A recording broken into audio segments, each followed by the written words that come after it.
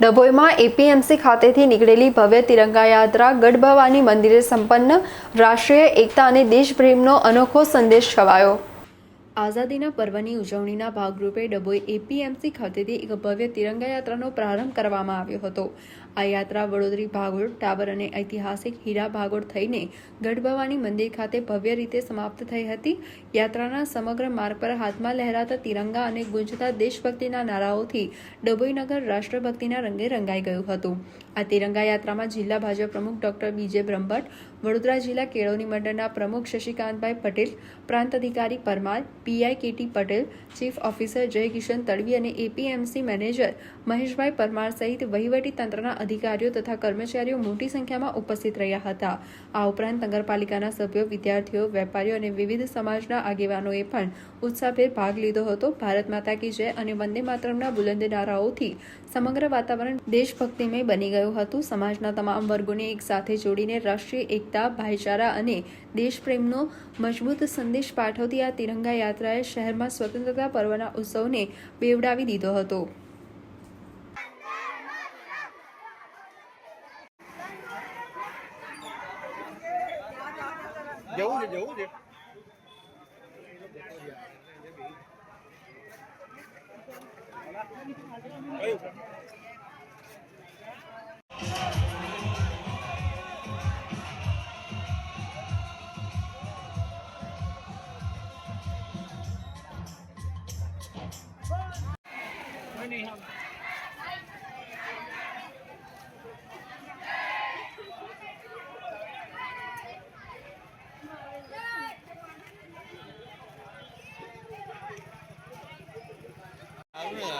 પેટ complete રહે ને યાર, હું પેટ અત્યારે એથી ડબલ થઈ ગયું છે।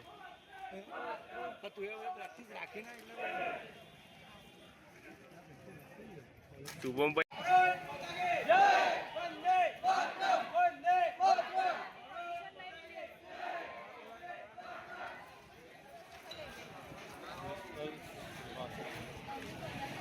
મેં આમાં જ કહ્યું હતો, મેં આર્મી અટેચમેન્ટ કેમ્પમાં હતા કે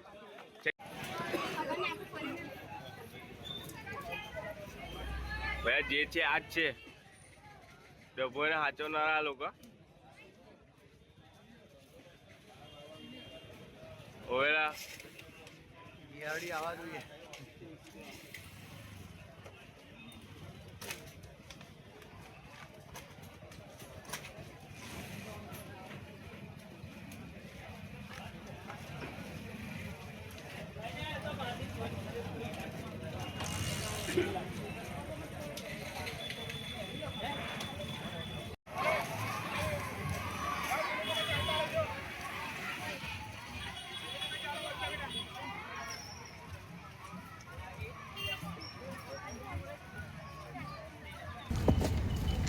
ઓગસ્ટ સ્વતંત્ર દિન નિમિત્તે સમગ્ર દેશની અંદર જ્યારે તિરંગા યાત્રા નીકળે છે, તારીખ 11થી 14 તારીખ સુધી આ સમગ્ર દેશની અંદર આવેલ શાળા કોલેજો તથા અહીંયા collector office, deputy collector office, મામલતદાર ઓફિસ તથા સમગ્ર અમારા ભારતીય જનતા પાર્ટીના કાર્યકર્તા ભાઈઓ બહેનો સૌ કોઈ આજે 13 તારીખે આ તિરંગા યાત્રામાં જોડાયા।